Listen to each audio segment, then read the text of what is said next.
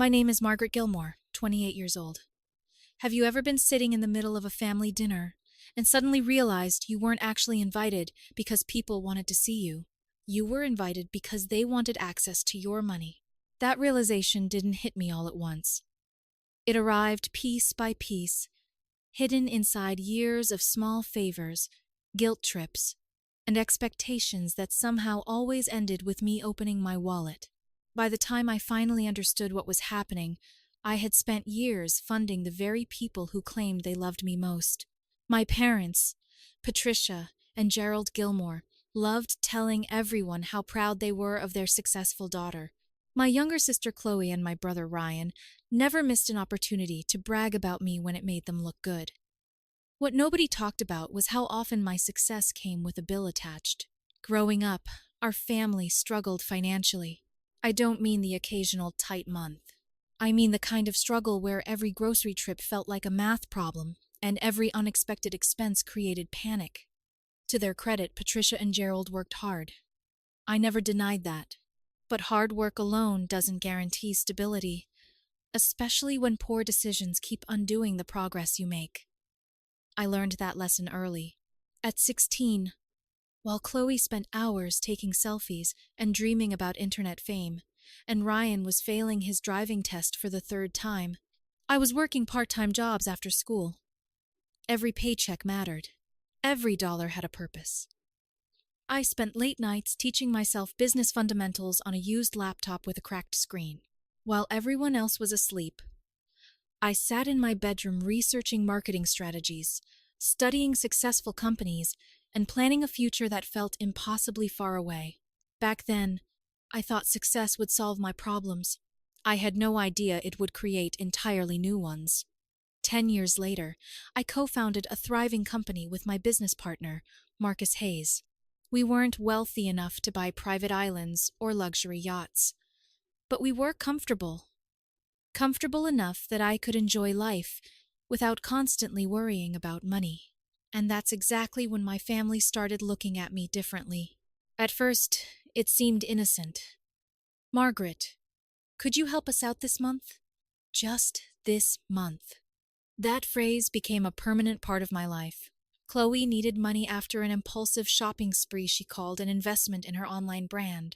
Ryan needed help paying traffic tickets. Multiple traffic tickets.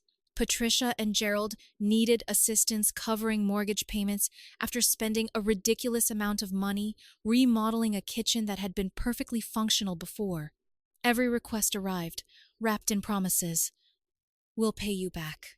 It's only temporary. Just this once.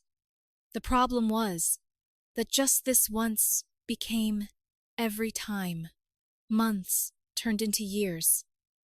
And slowly, something changed. The gratitude disappeared. The expectation remained. Family gatherings stopped feeling like family gatherings. They started feeling like meetings with clients who expected unlimited funding. If Ryan made a mistake, Margaret would fix it. If Chloe overspent, Margaret would cover it. If Patricia and Gerald ran short on money, Margaret would rescue them. Nobody said it out loud.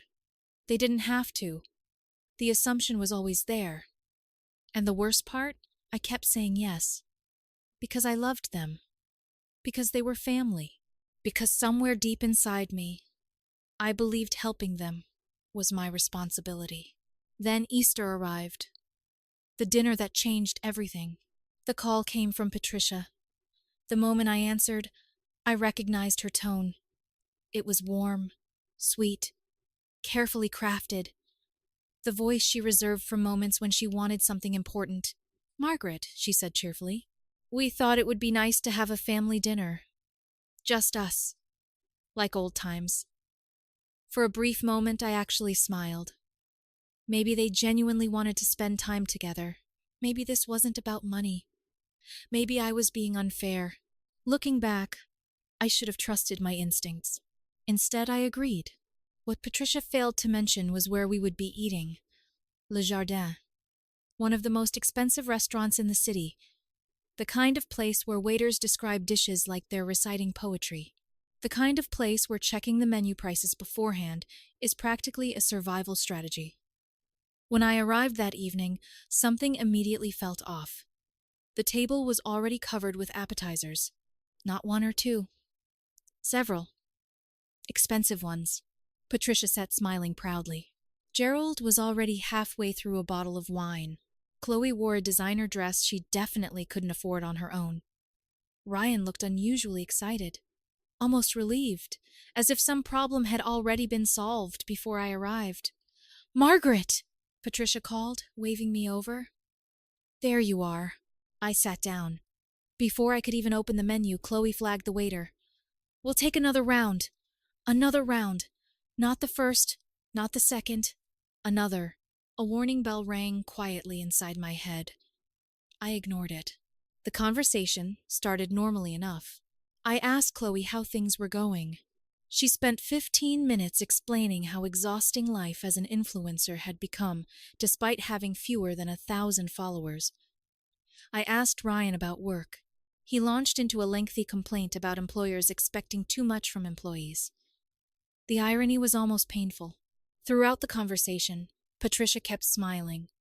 Every few minutes, she would say things like, "We're so proud of you, Margaret. You've accomplished so much. You've always been the responsible one." At first, those words sounded supportive. Then they started feeling calculated, like she was building towards something. Like every compliment carried an invisible invoice. The moment dinner orders began, everything became clear. Nobody ordered like people expecting to pay. They ordered like people attending a celebration sponsored by someone else. Chloe chose the most expensive steak on the menu. Ryan added lobster. Gerald upgraded the wine. Extra sides appeared. Additional appetizers arrived. Nobody looked at prices. Nobody hesitated. Nobody cared.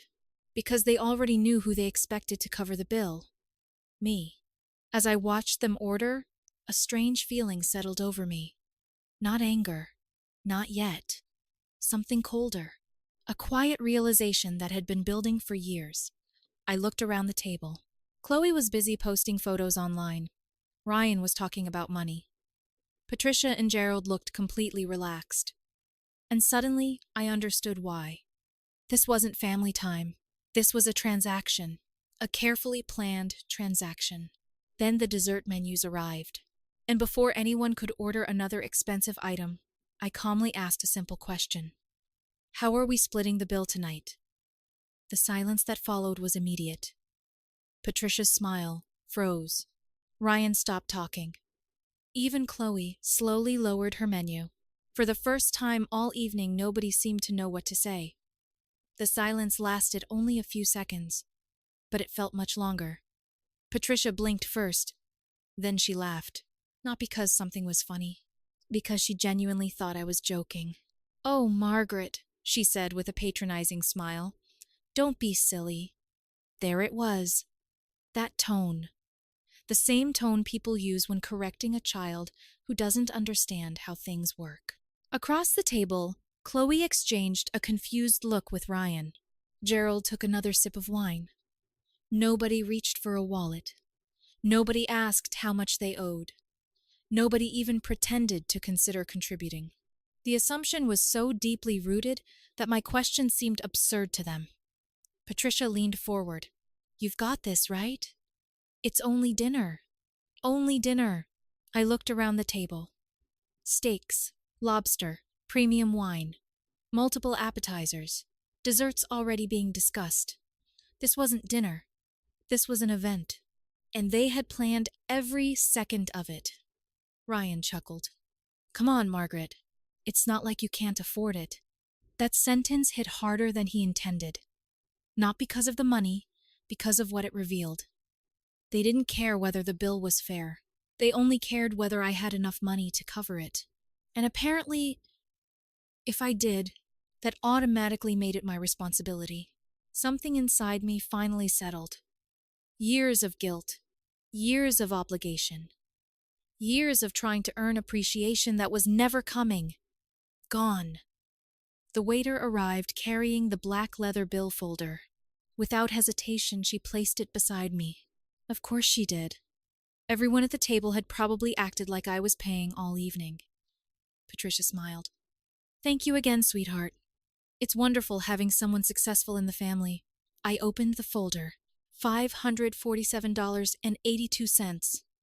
I stared at the number. Then I laughed. Not loudly, just enough for everyone to notice. Wow, I said. You all really went for it. Ryan grinned. Why not? Exactly. Why not? When somebody else is paying. I slowly closed the folder. Then I stood up. Immediately, confusion spread across every face at the table. Patricia frowned. Margaret? I picked up my jacket. Where are you going? Chloe asked. I smiled. A genuine smile. The first genuine smile I'd had all evening. I'm leaving. The confusion instantly turned into panic. Ryan laughed nervously. Very funny. I'm serious. Patricia's face paled. What do you mean you're leaving? I looked directly at her. I mean exactly that. Her expression hardened. But you're paying first. There it was. Not please. Not would you. Not even a question. An expectation. A command. For the first time in my life, I refused to obey. I shook my head. No. The word landed like a grenade. What? Chloe whispered. I said no. Patricia stared at me as though I had started speaking another language. Margaret, stop being ridiculous. I'm not being ridiculous. I placed $50 on the table, then turned toward the waitress.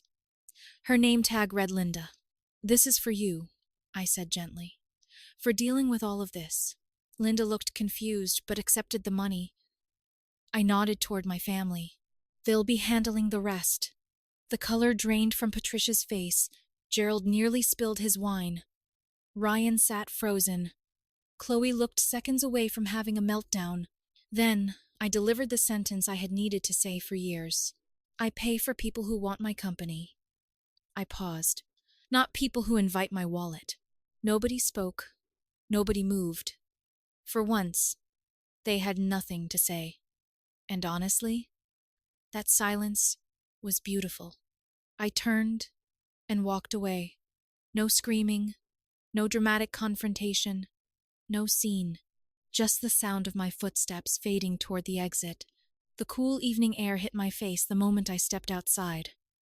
For several seconds, I simply stood there, breathing. The city lights reflected off nearby buildings. Cars passed. People laughed somewhere down the street. And for the first time in years, I felt something unexpected. Peace. Real peace. Not the temporary peace that comes from solving someone else's problem. Not the fragile peace that depends on keeping everyone happy. Actual peace. I drove home with the windows down. Halfway there, my phone started ringing. Patricia. I ignored it. 30 seconds later, she called again. Ignored. Again. Ignored. By the time I reached my apartment, my phone looked ridiculous. 12 missed calls from Patricia. 5 from Chloe. 3 from Ryan. 1 from Gerald. Then the text messages started. Patricia was first. Margaret, I cannot believe you embarrassed us like that. A minute later. Call me immediately. Then, we raised you better than this. I laughed. The irony was almost impressive. Chloe's message arrived next. What the fuck was that? Followed by, you made us look like idiots. Ryan contributed exactly what I expected. Not cool. You know they couldn't cover that. That one actually made me stop. Couldn't cover it? Then why order it? I tossed my phone onto the couch and poured myself a drink. For years, moments like this would have filled me with anxiety. I would have rushed to fix everything. Apologized. Sent money. Made peace. Not anymore. Later that night, curiosity got the better of me. I listened to Patricia's voicemail. She sounded furious. Margaret, after everything we've done for you, this is how you treat your family? After everything we've done for you. That phrase again. The universal slogan of people who demand loyalty while offering none. Gerald's voicemail was shorter. Call your mother. You made your point. That's what fascinated me. They thought this was a point, a temporary rebellion, a bad mood. They believed I would calm down and return to normal. They didn't understand. Nothing about this was temporary. This wasn't a statement. It was a decision.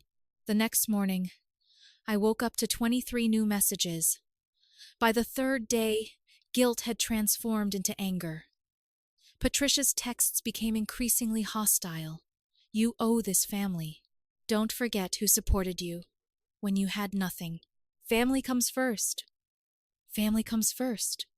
Funny, because somehow that rule only seemed to apply when they needed something from me.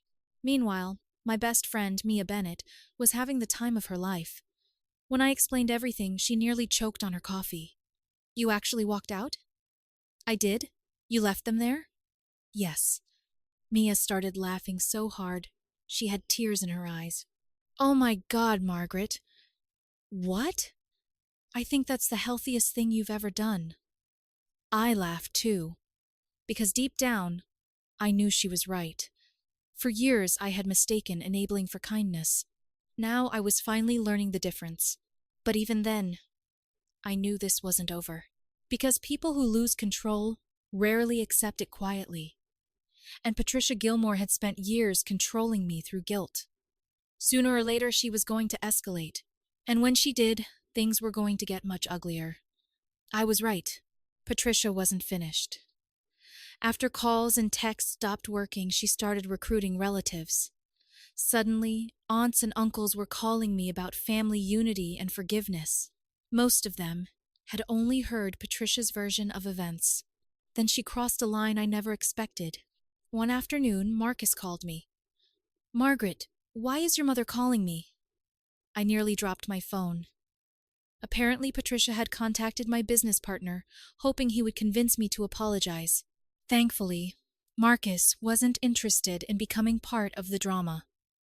A few days later, I received another surprise call. It was Linda, the restaurant manager. She apologized for what happened after I left. According to her, Patricia and Gerald argued about the bill, blamed the restaurant, complained about the service, and created such a scene that multiple employees had to intervene before they finally paid. When I hung up, I realized something.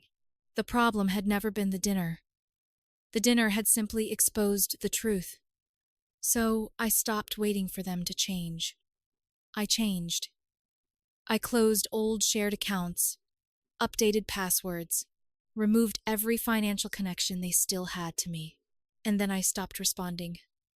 Weeks turned into months. The messages gradually disappeared. Through relatives, I heard updates. Patricia started cutting expenses. Gerald complained about money. Chloe got an actual job. Ryan moved back home. For the first time, they were living within their own means instead of mine. Meanwhile, my life improved in ways I never expected. My business continued growing. Marcus and I closed our biggest deal yet. Mia noticed the difference immediately. You seem happier, she told me one evening. She was right, not because I had won, because I was finally free. One day while cleaning my apartment, I found an old note from years earlier. It was a promise Patricia had written after borrowing money. We'll pay you back soon. I stared at it for a moment, then I threw it in the trash. Not out of anger, out of closure. That's when I understood the real lesson. Walking out of that restaurant wasn't about avoiding a $547 bill. It was about refusing to keep paying an emotional debt that never should have existed. For years, I thought being a good daughter meant sacrificing my peace. Now I know better. Being family doesn't give someone unlimited access to your time, your money, or your self-respect. I haven't spoken to Patricia, Gerald, Chloe, or Ryan in months. I honestly hope they're doing okay. But if they're not, that's no longer my responsibility. Because I'm not the family ATM anymore. I'm Margaret Gilmore. And for the first time in my life, that is enough.